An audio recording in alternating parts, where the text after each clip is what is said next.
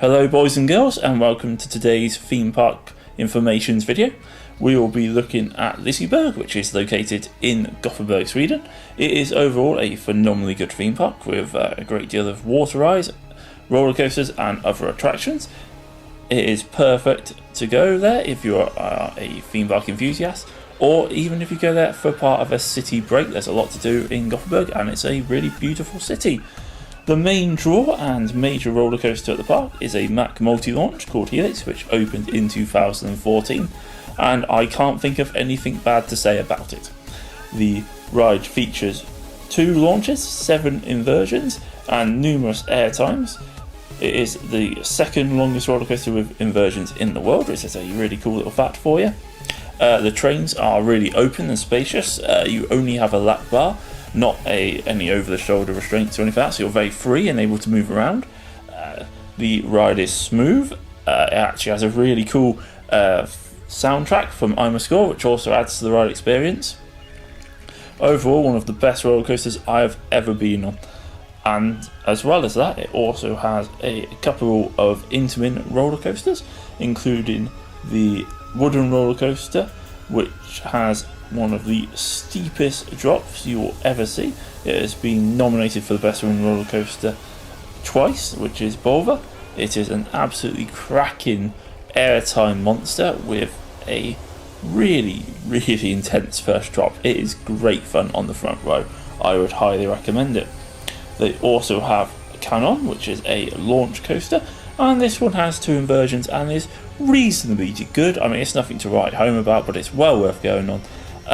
Just don't really want to be queuing a long time for it. They then have a really good fun Schwarzkopf coaster, which opened in 1987. It is really long, has loads of drops, actually a little bit of airtime. It has a short queue whenever we went on it, and it's a generally really enjoyable little family roller coaster, just what you want to go on. Moving on to the water rides, and I can only say with really open heart that they're both phenomenally good. The log flume has 2 really good drops. I happen to get absolutely soaked on it, much to the delight of my friends. The rapids have a great deal of good effects. They're actually also really ridiculously quick at points. There's no huge rave on them, which is a slight disappointment, but overall you will get a little bit wet anyway, and they're just generally really good fun. The theme park also has a massive amount of thrill rides. They pretty much have recently opened Aerospin, which is really good fun. It did look like a few of the general public when we were there really struggled with what they actually had to do when they were sitting on it, as I saw very few people trying to actually invert the little cars you're sitting. In fairness, it is a little bit difficult to invert them. I actually couldn't go upside down myself. I managed to get it to bank, but that is about it.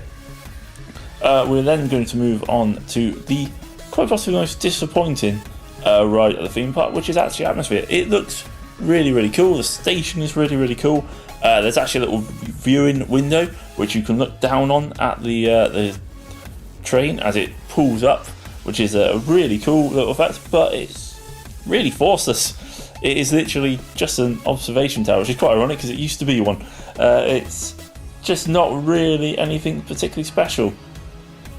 Moving back on to some more exciting and high quality thrill rides, we have Mechanica, which is a really good Sanferno star shape, which is particularly forceful, cool, looks amazing off-ride. Not something you really want to hold your hands out for. I'd actually highly recommend holding on for dear life for it, because you do kind of get shaken about as it goes up and over the top. It is, however, really good fun.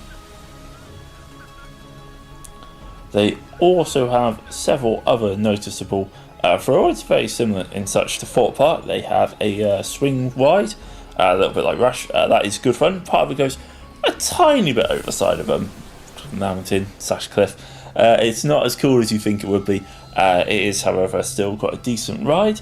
They also have Spin Rock, which is very similar to Vortex at Thorpe Park as well, which both of all are really kind of decent. They have a very cool little bumper cars, which are always good fun. I always have a soft spot for bumper cars on theme park information. They're just what you need when you go to a theme park. To add to their list of positives, the food places are excellent. We actually only went to one when we were there, but the food was mixed and really, really tasty. Got nice large portions as well, which is really cool, and got served quite quickly. The theme park is easy to walk around. It's all very kind of connected, and you can get some really, really cool shots of the theme park as well when you're walking around. It looks really picturesque.